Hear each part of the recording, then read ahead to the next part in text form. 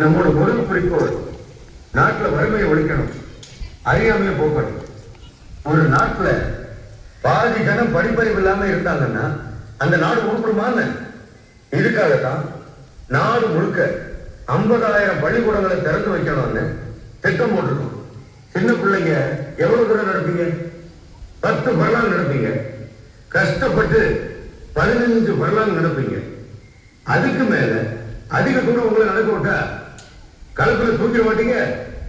அப்புறம் எப்படி படிக்க முடியும்னு.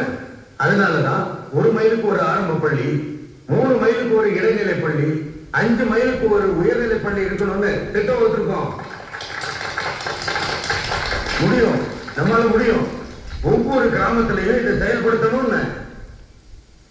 நன்றி. இப்பொழுது தேசிய கீதம் பாடுவோம்.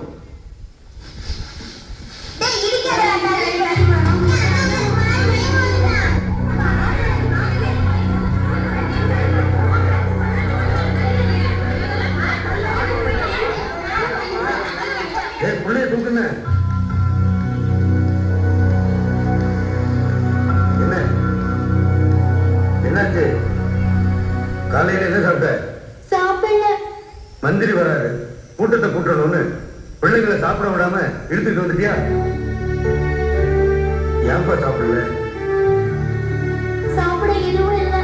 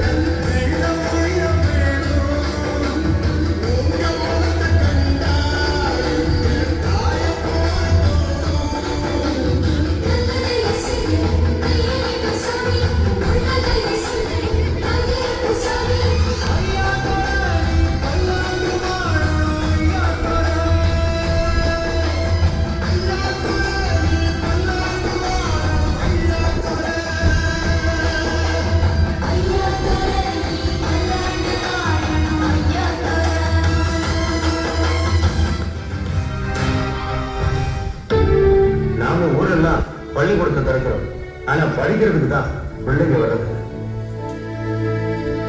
ஏழை பிள்ளைங்க பசி வேற என்ன செய்வாங்க? கல் உடைக்க, மாடு மேய்க்கன்னு போயிடுறாங்க.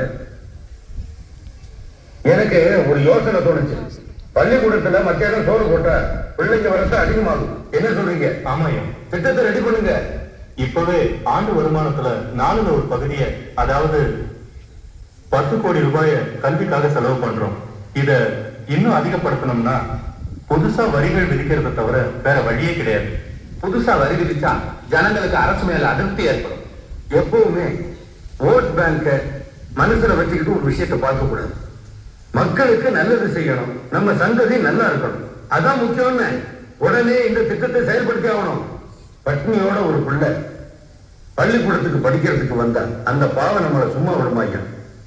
இந்த பாருங்க, கவர்மெண்டால எவ்வளவு காலம் முடியுமோ அவ்வளவு காலம் பிள்ளைங்களுக்கு சோறு போட்டு படிக்க வைக்கணும். முடியலங்கிற நிலை வந்தா என்கிட்ட சொல்லுங்க. இந்த திட்டத்துக்காக நான் ஊர் ஊரா போய் பிச்சை எடுத்துட்டு வரேன்.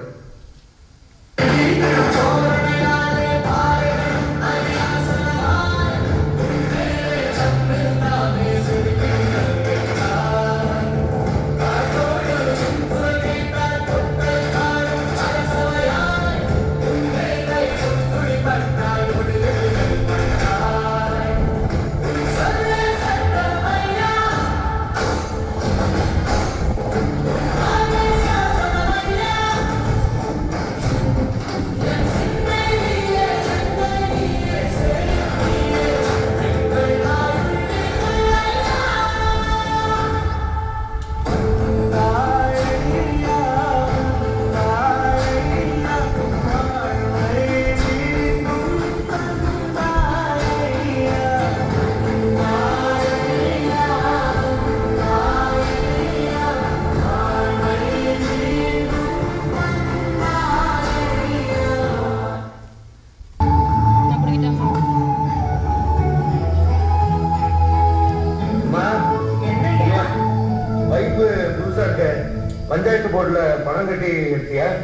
இல்லையா, யாரோ 4 ஆபீசர் வந்தாங்க, பார்த்தாங்க, பைப் இல்லைன்னுட்டு இதை போட்டுட்டு போனாங்க. வெளியே பஞ்சாயத்து போட ஆபீசர் இருக்காரு, நான் கூப்பிட்டேன் அவர் வரட்டும். சரிங்க.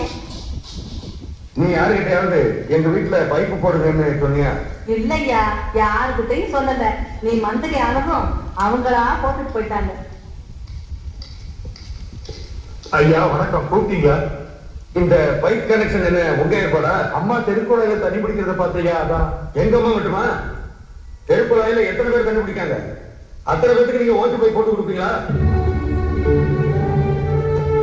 சிஎம் வீட்டுல ஓசி பைப் எடுத்தா அதை பார்த்து இந்த ஊர் பிரசிடென்ட் ஓசி பைப் எடுப்போம், அதை பார்த்து ஆபீஸ் பியூன் செய்வோம். இப்படி எல்லாரும் செஞ்சா நாட்டு சொத்தெல்லாம் கொள்ள போயிடாதான். நீங்க என்ன செய்வீங்களோ ஏது செய்வீங்களோ எனக்கு தெரியாது. இன்னும் 5 நிமிஷத்துல இதை உடச்சு எடுத்துக்கிட்டு போறீங்க, சொல்லிட்டேன். அந்த வானத்தை போல மனம் படைச்ச மன்னவனே, பனி துளிய போல குணம் படைச்ச தென்னவனே. பாப்பா வா வா, உட்கார் உட்கார். அப்புறம் ஊர் விஷயம் ஒண்ணும் சொல்லலையே? உங்க ஆட்சி நாட்டுக்கு என்ன குறை இருக்க போகுது? விருது பெட்டி விருதுநகர் ஆயிடுச்சு. அம்மாவை பார்த்தேன். என்ன சொல்லிவிட்டா? அனுப்புற பணம் பத்தலையா, கூட கொஞ்சம் சேர்த்து அனுப்ப சொன்னாங்க. இது நல்ல கதையா இருக்கு. சிஎம் ஆகிறதுக்கு முன்னாடி 50 ரூபா அனுப்பிச்சேன், சிஎம் ஆனதுக்கு அப்புறம் 100 120 அனுப்புறேன். இது பத்தலையாமா? வேற என்ன சொன்னா? ஒரு போர்வை வேணுமா, அப்புறம் அப்புறம் ஒரு ஃபேன் வேணுமா. இது நல்லா இருக்கு. குளிருதுன்னு தானே போர்வை கேட்டா, பிறகு ஃபேன் இருக்கு. நைட்ல குளிர் இருந்தா பகல்ல வெக்க இருக்காதா? சரி சரி, போர்வை இப்போ வாங்குவோம், ஃபேனு பிறகு பார்க்கலாம். அது சரி, 3 பேருக்கு சாப்பாடு இருக்கா? இருக்குங்க. சைவம் சாப்பிட்டு அழுத்து போச்சு, அசைவம் ஏதாவது செய்யலாமா? செய்யலாங்க. 3 முட்டை வாங்கிட்டு வா. சரிங்க. என்ன இது, சிஎம் வீட்டு அசைவம்னா கோழி கடை அது இதுன்னு தடபடலா இருக்குன்னு பார்த்தா வெறும் முட்டை தானா? மட்டன் சிக்கன் வாங்கினா நம்ம சம்பளம் கட்டுப்படி ஆகாது. ஏதோ துட்டம் மிச்சம் பண்ணா ஏழை குழந்தைங்க படிப்புக்கு கொடுக்கலாம். இங்க அசைவம்னா முட்டை தான்.